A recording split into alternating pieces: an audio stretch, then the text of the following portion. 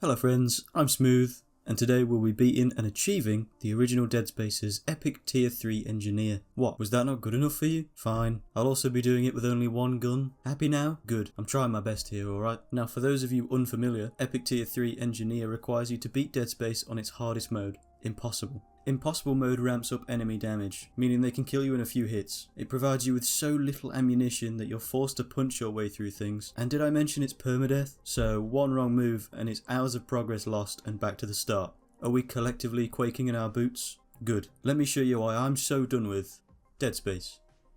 I'm going to assume that you've played or seen Dead Space's story multiple times throughout the last 16 years this game has actually been out. So I'll try and be brief when explaining story elements. Basically, the gist is, we're a repair crew sent in to respond to the Ishimura's distress signal. We try and communicate, nothing. We try and board,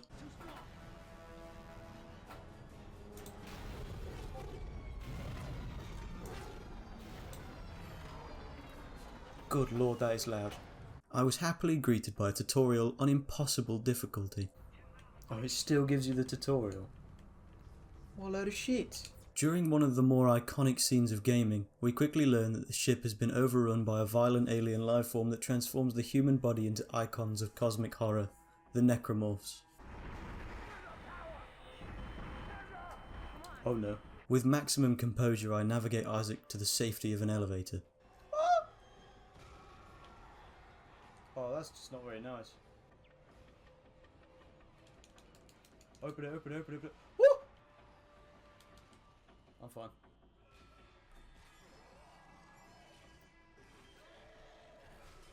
This is where we receive our first and only weapon, the plasma cutter. The game drills into us that we need to aim for the limbs.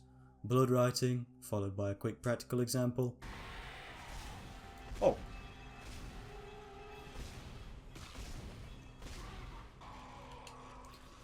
Oh, this thing shoots like a fucking Nerf gun. Followed by a quick radio from Hammond who says, aim for the head, Isaac. I'm joking, he says aim for the limbs. Go for the limbs. Dismember them. We also find our stasis module a little further on. The stasis module is the single most important piece of equipment on Isaac's person at any point. With the ability to slow the necromorphs and objects in our surroundings, trust me, this thing is a lifesaver. Moving towards the tram deck, we are tasked with fixing a broken tram and it's quiet from there on out.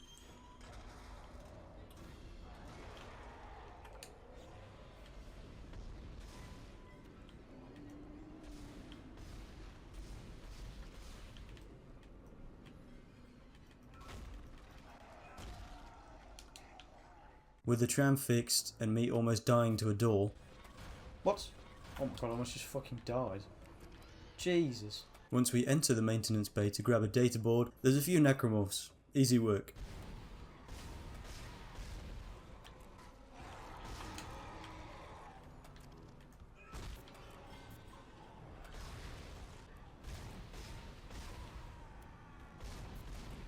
We headed up the lift to grab a key to unlock the door to the data board, but obviously more necromorphs. Like, played all 3 Dead Spaces for the first time. The guy's got us to 2 finals back to back. Absolute composure. Nodes allow us to upgrade our suit, our plasma cutter and our stasis or kinesis modules. It was vital we had a high damage weapon before things became too overwhelming. After we fix up the tram system, Hammond instructs us to return to our ship to prep it for launch to get the fuck out of here. Finally, a good decision.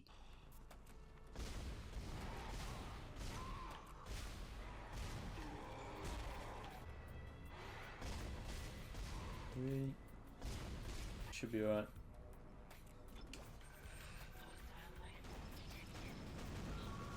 Well, shit. Oh, double shit.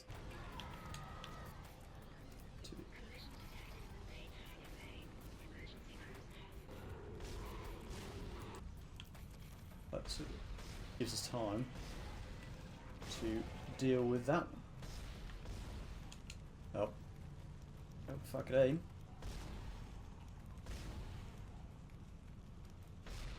There we go. Hammond tells us to go to the medical deck to access the morgue, to find the captain's corpse and take his codes from there. I think I'm gonna have to, right? Level 2 suit straight up. We beef our suit up and we hit the tram. With chapter 1 in the dust, we begin chapter 2 by exiting the tram to find our first locals of the Ishimura. One of them very dead, and the other almost dead. This is a hallucination, right? Surely. guess this woman's just alive. After me debating whether this woman is actually there, she gives us the Kinesis module. Now, the Kinesis module in Dead Space 2 or 3 and the remake is an extremely versatile tool that can help you save ammo and kill Necromorphs, as well as move objects that block your path. But in the original Dead Space, this thing just moves objects, and whilst it certainly can be helpful in boss fights for catching things and throwing them back, in your general chapter by chapter combat, it's not as useful as it could be. But anyway, the morgue is blocked. With Hammond back on the radio, he and Isaac decide that building an explosive from resources found throughout the medical deck will be enough to punch a hole in the barricade. Our first trip takes us to collect some thermite from the research wing, where everything goes according to plan.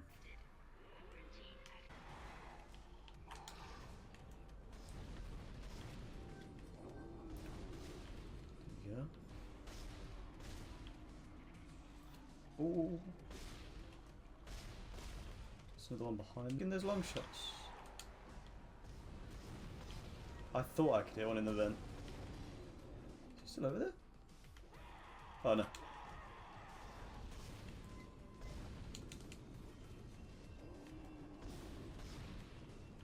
Is that right? Yeah.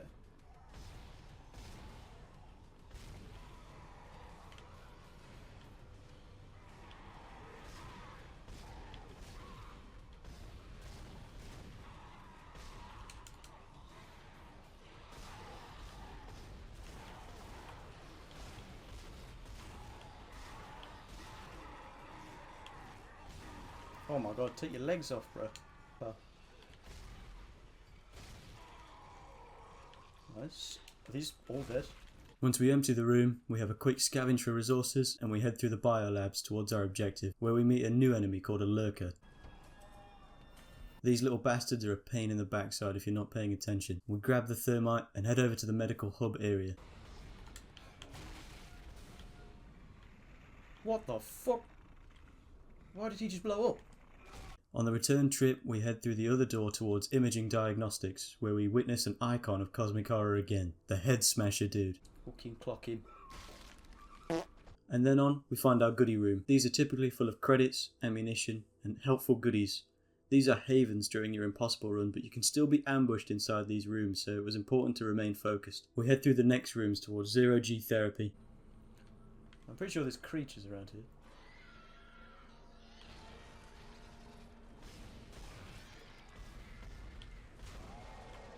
Out on guns. Got plenty of time, I guess. Okay. I don't think there's anything in here of note yet. After disabling gravity, we jump across the room and collect our prize, a shock pad. Whatever that is. The return journey is fairly comfortable. Oh! A new enemy appears though. I call them the gymnasts because it looks like they're backflipping along the floor when they're chasing you. And to be honest, with a plasma cutter, these things are a pain in the arse to deal with when they corner you in their little flocks. But we had no issues here. Oh, they are terrifying. Especially when there's loads of them. We breach the morgue and head inside to, well, absolute chaos. This is all under control. Well, let's put that to the test.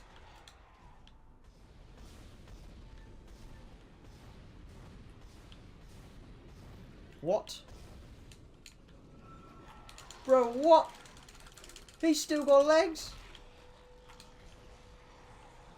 Watch this.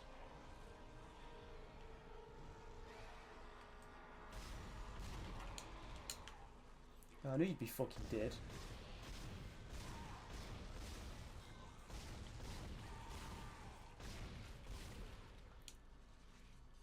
Look at that. Look at that. I don't panic. When the guns are in my hands, everybody is safe. Oh, and this woman. Oh, just in case anyone hasn't seen this. There you go.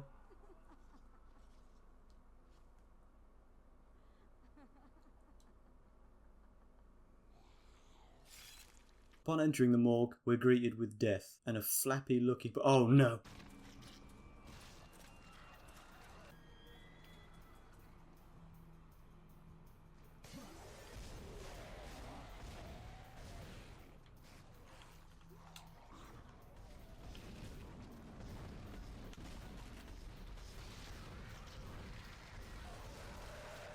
Bro, like, die.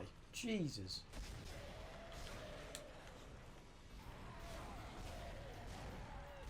I'm so glad I stasis that bin. That is so smooth. Good lord, man.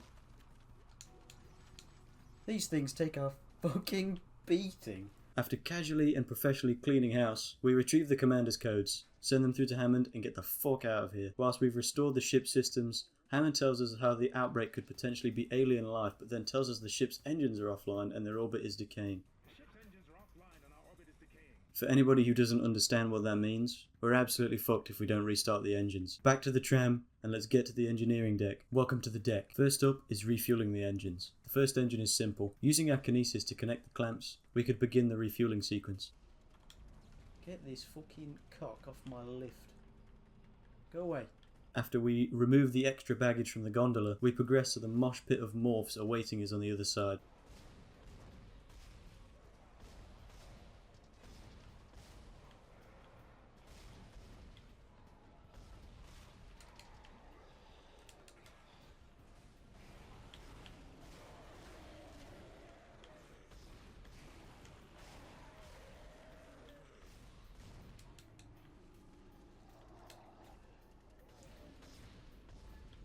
The second engine is a little bit tougher, but we get it done. We return to the main control area to find some freaky shit going on, but they all run away.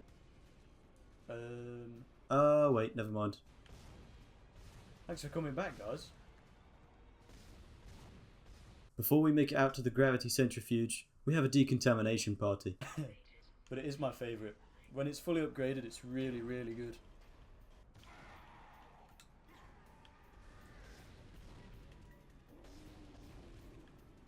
Right, there's one.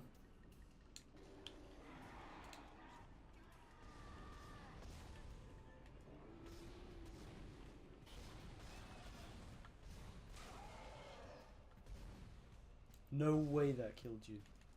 Stop lying to me. This game gives me severe trust. A cheeky detour for an important node, and then a quick wrap around will take us to be able to restart the gravity centrifuge.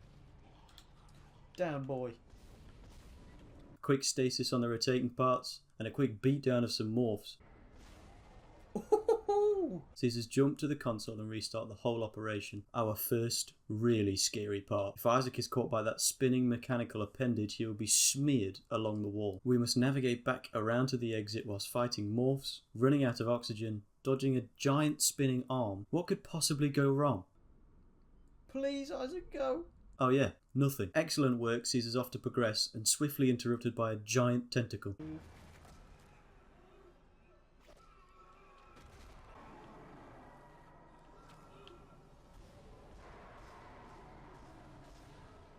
Oh my word. Even though I've never got very close to dying from those things, I'm always shitting my pants. With Kendra back in the hot seat, she puts herself to great use and opens an otherwise locked door, allowing us to progress towards whatever this shithole is. Oh, that corpse, get out of me way. Is that a creature behind me? It fucking were. It was a creature if ever I've seen one. Do I need to kill them? A quick stasis of the malfunctioning door, and a quick clear out of the little gymnasts that flop around on the floor. And we were heading for the engine room. You're not dead. Stop lying to me. Okay, so I believe once we activate that panel there, shit's about to hit the fan. Me dead space. Sorry. Okay.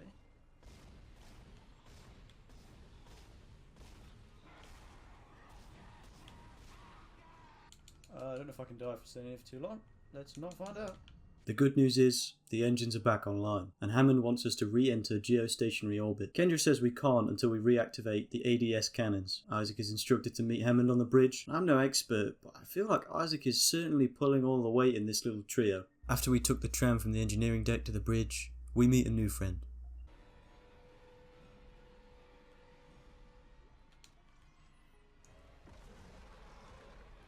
Yeah, nice try, loser. Swiftly after that, we regroup with two more friends, Hammond and whatever's left of Chen, in an escape pod that Hamdog sends into the voids of space. I wonder what consequences that single action could have had, Hammond, you moron. We need to reroute power through 3 junction boxes to activate the primary cannon, but first we needed to activate the elevator's lower levels via the bridge security route. We have a new serious issue. Go Isaac, go!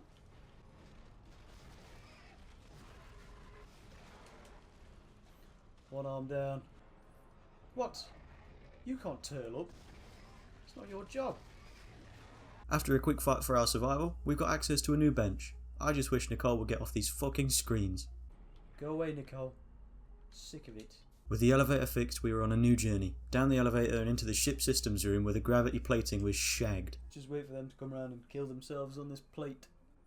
Ugly bastard. Have some of that.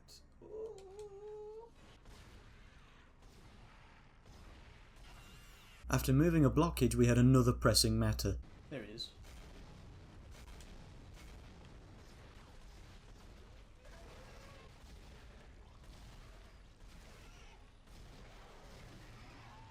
With the large matter quite comfortably dealt with, a scarier electrical section later. Ship systems junction box rerouted. Making some progress with the That was the manliest noise you've ever heard. We had the first of 3 boxes activated. We went back into the elevator and went to level 1. A quick vacuum area later and we were in the admin room filled with bodies.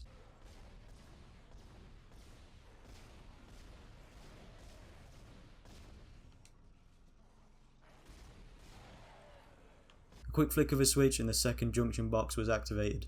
You get the gist. Level 3, we activate the last junction box. But we weren't done. Hammond explains that he needs Isaac to manually aim the cannon at the incoming debris field. On the journey to the cannon, this was arguably one of the most arse-clenching parts of the first bit of the game. The space dash, where if you're not careful on your way to recalibrate the Ishimura's asteroid defense system, you'll turn Isaac into tomato puree.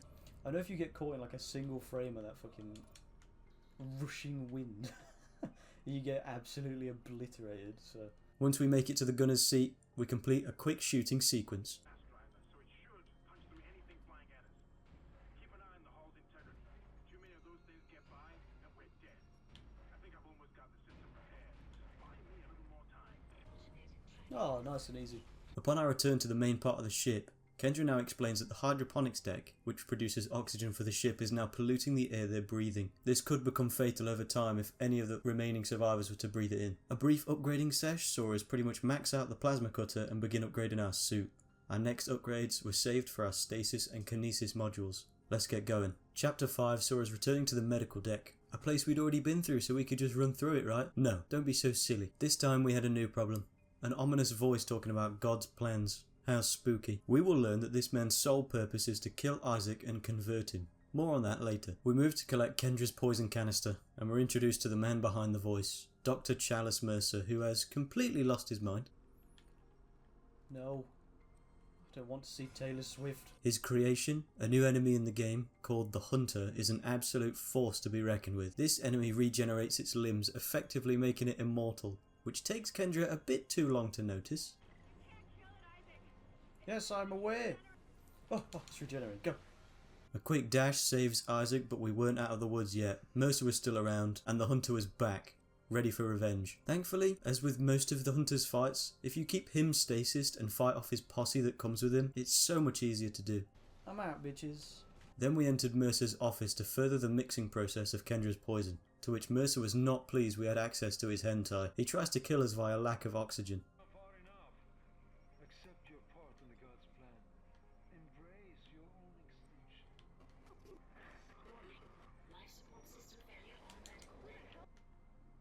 Away, you little gymnasts.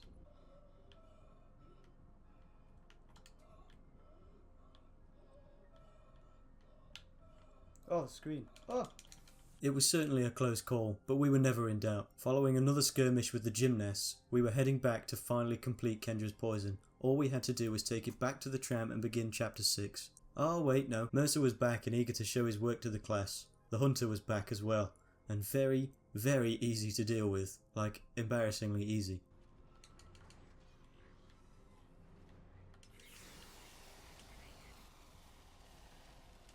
Nice. Time to hit up chapter 6. Welcome to Environmental Hazard, the chapter where I was probably the closest to being turned into space mush. After a brief bathroom ambush, I had to compose myself. Ah!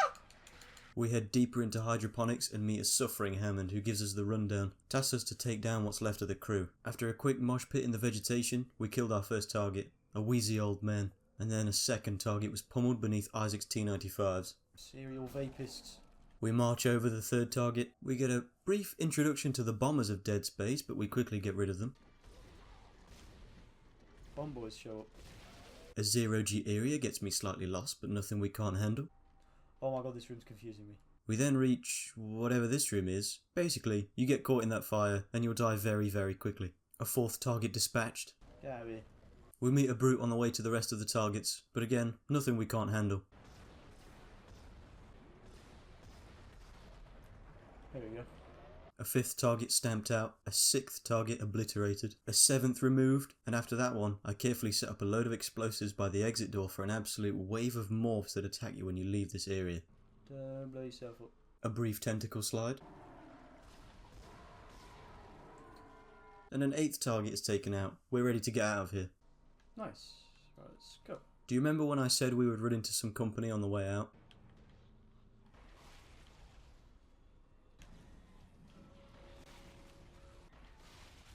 After lifting the lockdown and using Kendra's poison, we head into the boss fight.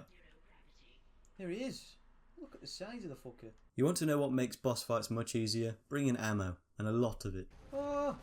I know this because I run out of ammo very quickly and am left to wander around the arena, waiting for this big boy to start spitting his explosive balls so we can throw them back and damage him. Bro, I did not expect this to go this wrong.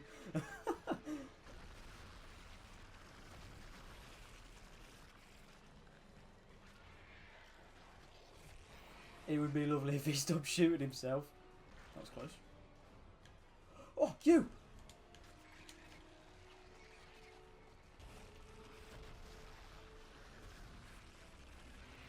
He's done it!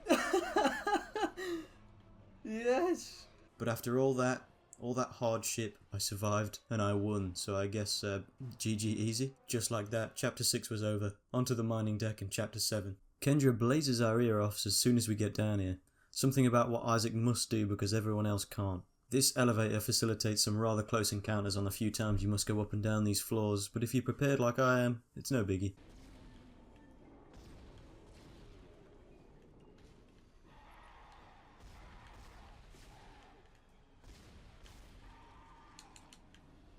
After a quick cleanup on this floor, we must remove some debris via this giant fire tunnel, and I'm sure there's a proper name for it, but I can't be bothered to Google it. For some reason in this chapter, the enemy spawns are dialed up to 10, and there are loads of them. Okay.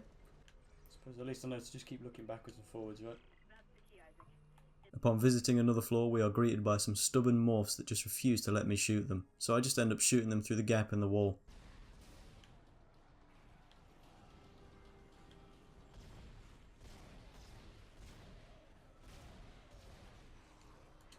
We take a nice, peaceful gondola over to our objective room and look who it is! It's the bitch from the TV. It's Nicole! Fuck off. And she very nicely begins typing on some computers to help us progress. My job is to protect her from the oncoming swarm of morphs that are suddenly interested in IT. Oh, I think this is a bit overkill, don't you, Dead Space?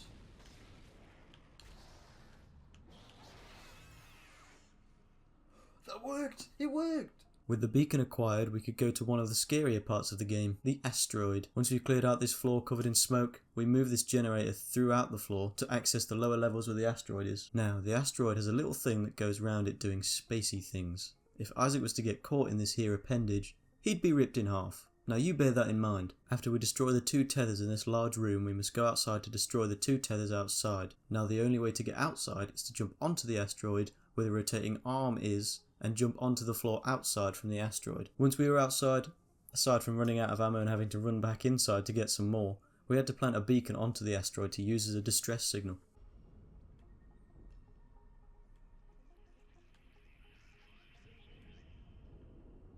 We'll run on the sparks, that's definitely what I... Once planted, I had to jump back into the larger indoor room.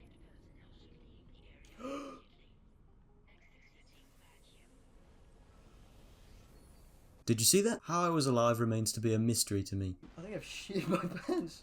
But we got back, and that's what matters. All we had to do was eject the asteroid back into space and hope a ship or colony was to pick up our distress call. On the return to the floor, we had to move the generator back across to the opposite side and use the newly powered elevator to access a room where we could eject the asteroid and survive a lockdown? Sick. Oh, you cheeky little sidestepper. Bro's got a bit about it. We were back from the asteroid mishap and into the fire. Word of a military ship responding to our distress call was great news, but we weren't out of the woods yet. We had to clear out the bridge for a second time. A close call with a bomber, but we managed to regroup and finish off the stragglers.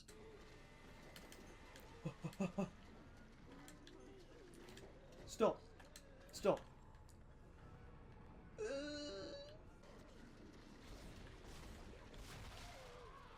We headed towards the communications array, but we had some morphs in the way first. They're like face huggers from Alien. Using the gondola to fly down to the arrays, we head in there and start fixing up some satellites. But first we had to be rid of these nosy bastards.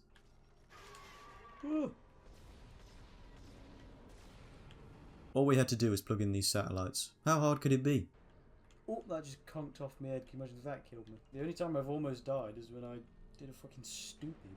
Now, on the gondola back, all we had in our way was this bloke on an elevator. But for some reason, this newly connected satellite couldn't send out any messages. I wonder why that is. Time to sort out that communication blockage. On a quick lift, we sat down into an ADS seat and found the source of the communication blockage. It's a giant hill of flesh. A quick gunning segment and then, oh look, it's the military ship that's coming to save us and oh shit. Organic mess. Well, I guess it's our job to go and meet up with Hammond and investigate the crashed ship. A quick fight to the lift and we were on our way to completing the easiest chapter of the game. Well, here we are. The chapter that gave me the most trouble out of all of them. We were tasked with investigating the crashed military ship, the USM Valor. We lost Hammond's signal, so it's up to Isaac to get out there. First job, clear the floating nuclear warheads to allow us to enter the Valor. Whilst a few morphs spawn in here, they're not usually much of an issue. Once aboard the Valor, things become a little tighter. We meet some absolute speed demons on board, who are soldiers but have transformed into morphs with kinesis modules embedded into their skin. Look at the fucking speed of him. But the astute of you will notice they're just normal morph animations sped up by about 5 times. After our brief introduction to the speed demons, we meet Dr. Kine, who's insane. He wants us to return the marker to the planet. We run into another issue. An ammunition issue. Thankfully, the game gives us an audio log. I don't want an audio log. So, we go for the old-fashioned Hail Mary. Oh,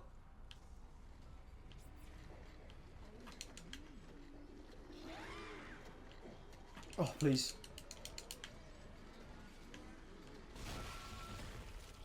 Never in doubt. Here we enter another scary room with an insta-kill laser. But I've played the franchise. These things don't scare me anymore. Quick thinking and zero panic got us out of a very close call.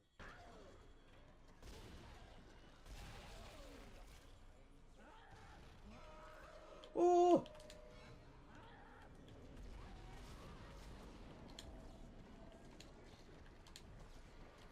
Pick up the fucking bomb! Now, this next room is a pain in the arse and is the room that caused me the most trouble throughout the entire game. You enter the barracks of the Valor, and it is filled to the brim with shit. Morphs, bombers, big boys, whatever has attacked us in the game is in here minus the brutes.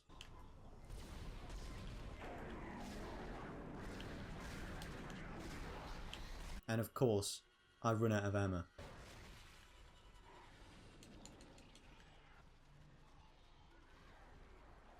It were a hell of a go. Oh, please, man, I just need fucking ammo. Stop giving me cash! Oh, it's ropes. No! Since I've been playing Siege for almost 8 years, I instinctually closed the application upon my death, and, well... What are the odds that worked? Not very high.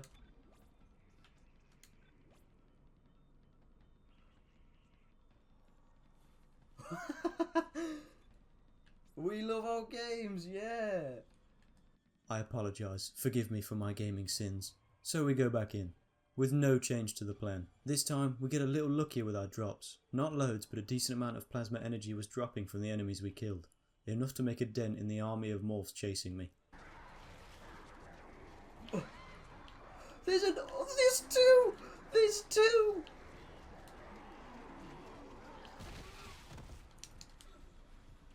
Oh my god. Thankfully, unbeknownst to me, a bomber was secretly on our side, and he killed, literally, everything behind me. We made it through sinful means, but a win is a win, I'm afraid. We upgraded our suit and bought some more ammo and meds, and we were ready to tackle the final gauntlet of Dead Space. The back end of Chapter 9 saw us enter an engine room, I think. After carefully pushing these pieces around and breaking these things, I'm sorry, my terminology is not on the ball right now, but bear with me, we collected the Singularity Core. And look, it's Hammond. Oh no. Well, I guess it's brute time. Bye, Hammond. A quick route around this central piece saw us quickly dispatch this brute with relative ease.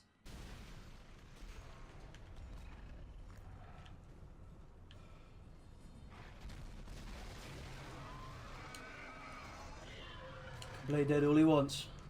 It's mine. With the Valor imploding, we were beelining for the exit. Time to get back in the Ishimura. We were heading for the end of days. It's Chapter 10. We were back. In this uncomfortable room, with corpses and some woman singing Twinkle Twinkle Little Star. Early on in our journey we find Mercer converting a clearly eager member of the Ishimura to his strange religion. Oh, you ready for this? We get to watch him do his awkward walk away. Look at that. All we had to do was head down this lift and fight these builder monster things who are massive pains in the arse and collect this key. A quick corridor bash and we were on to bigger and better things. A very, very nice living quarters with lots of blood and a giant tentacle. Some real nice renovations here. I thought he was gone, to be honest. Oh, this could be Roach.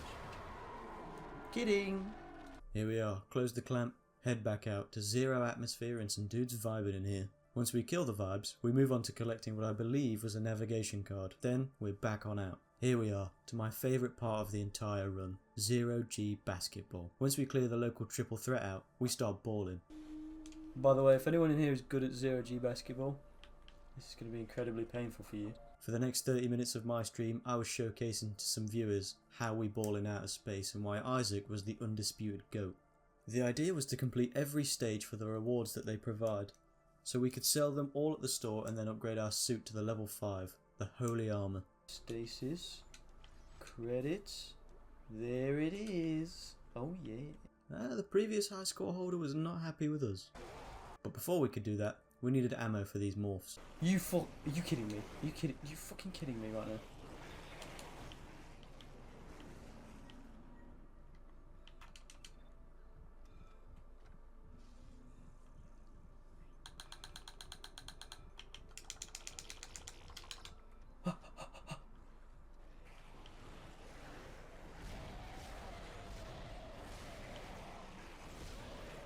Clutch purchases, Black Friday deals on plasma energy right there. We were headed back through some more living quarters. Past Mercer's propaganda, we had to shuffle some beds out of the way to see this woman shoot us, collect this thing, and not watch that woman hurt herself. The Hunter returns. But again, he's literally no bother. He's slightly scary in here because we're locked in with him, but if you keep him stasis and shoot all of his friends, he's no issue at all.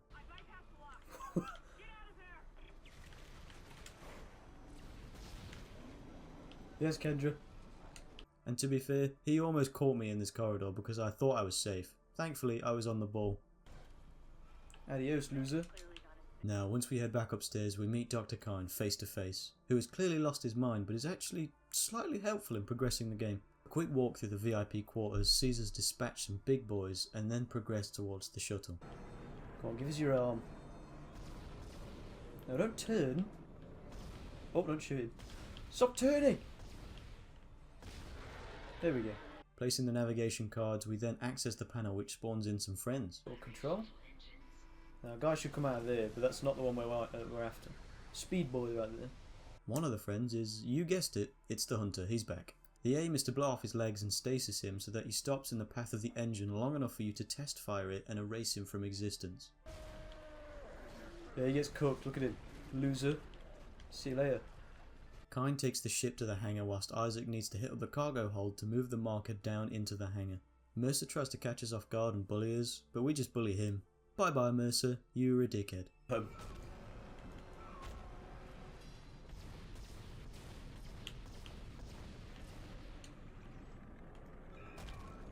Oh, you didn't get your glorious rebirth after all, loser. Here we are, into the penultimate chapter. A quick walk to the hangar and a nice little cleanup allows us to progress through the bay and lower the marker, which in turn spawns in the dreaded tentacles. We have to carefully move the marker far enough so the monsters spawn in, but we can use the tentacles to kill a lot of them for us. Once they've done that, we kill the tentacles ourselves. A quick breather, and then we yank the marker to the other side. The marker was on its way out, and we had to survive one final encounter before we could vacate the scene.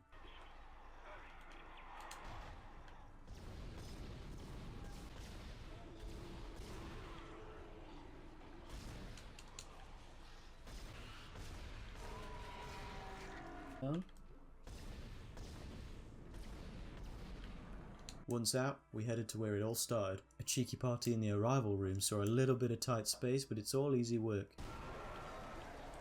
Ooh, okay. Everybody take a back step.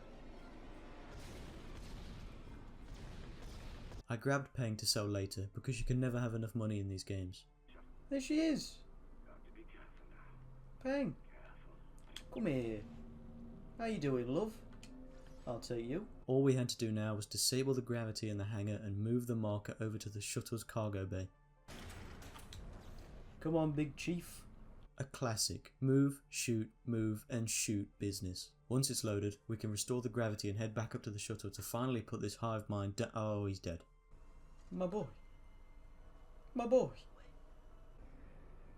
Sorry, Isaac. I couldn't let him go through with it. Yeah, Kendra was against us the whole time. No wonder we had to do everything. Now, Isaac's wife gets on the phone and she needs our help. We head on in and speak to a very odd Nicole. Regardless of our strange woman, we recall Kendra's shuttle. Bring her home. Kendra refuses to talk to Isaac anymore, so she ejects an escape pod that goes straight to the planet. Another quick mosh pit and we clear out the hangar. Those enhanced, like, necros are so tanky, bro. They're like sponges, man. Let's get on that shuttle and get to the surface ASAP. Welcome to the endgame. There's no purple man with the infinity stones, but there are lots and lots of morphs. Our task is to move the marker through this giant hallway filled with morphs and other creatures trying to put us down. There you go. 1, 2, 3, 4. Oh, my wish list. Oh, yeah. Oh, we got the bombers now.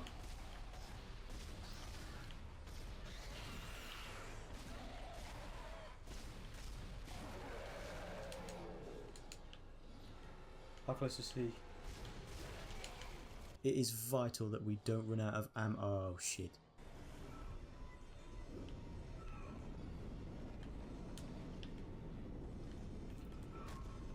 This is a little bit ropes, isn't it? Time for old Isaac to refresh his boxing skills because we're going to have to throw some haymakers if we want to get out of here.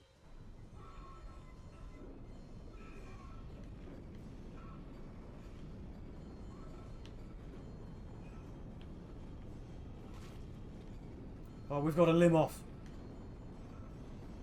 And thankfully, via some more assistance from our old bomber friends, we managed to clear up the first stage of this area. Ooh, hello. Oh, did he kill them for me? He did kill them for me, but they've still not chopped any ammo.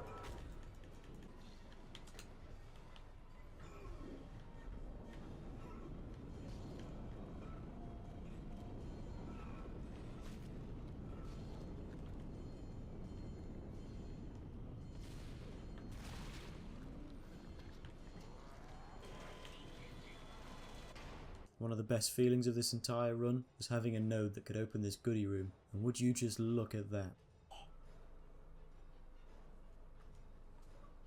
That's the best thing I've ever seen. On to the next stage. This time, after clearing out this room, we had to pass through these tunnels to activate these fans that could absolutely tear us in half. Okay, so the fans are now on.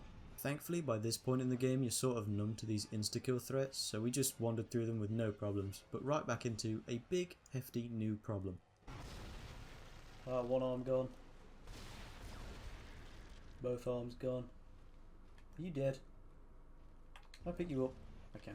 I'm kidding, this brute went down so easily for no reason other than just to let you know you've almost made it. After that, I couldn't believe it. The third stage was empty and we were onto the home straight. Once we make it outside, there's a lot of stuff trying to kill us again, but it's nothing we can't handle.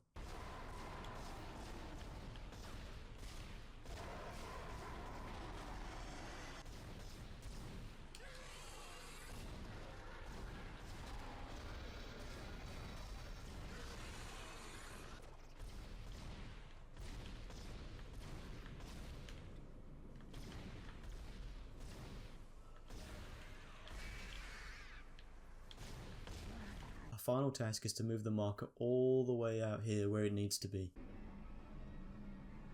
My wife? Thank you, Isaac. I always believed in you. Kendra's back, and she tells us our beloved Nicole is actually dead, and has been dead the whole time. This is the only time in the game where Isaac shows any kind of emotion other than screaming, and it's kind of sad. Anyway, back to the matter at hand. Here we were. It's all been leading to this, a boss fight with the Hive Mind. Here we go.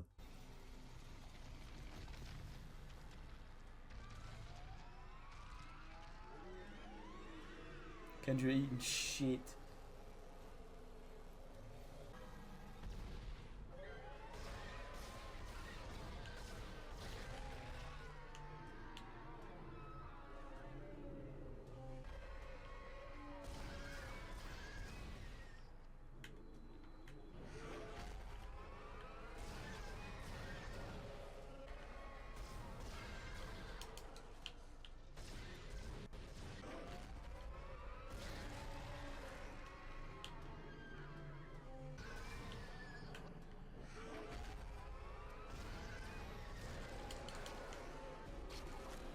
Here we go.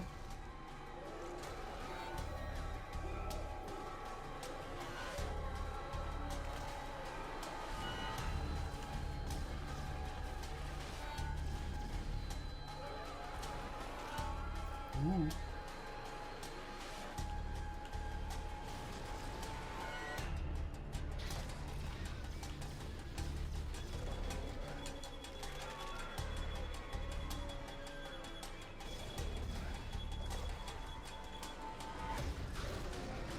Ooh, that was close, wasn't it?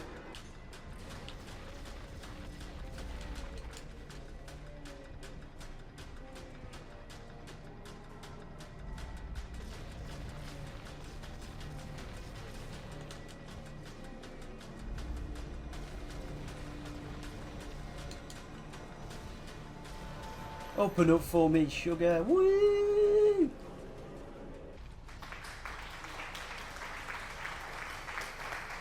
Dead Space has just been milked. And just like that, epic tier 3 engineer and one gun were finished. I know I pulled out a little cheese and I'm not proud of it, but it was done. The original Dead Space was beaten. Oh, hey Nicole. 2 for 190, G! One gun, epic tier 3 engineer. Thanks for watching everyone. Don't forget to like the video and subscribe for more. Hope you have a great morning, afternoon, evening or night, and I'll see you next time. Bye!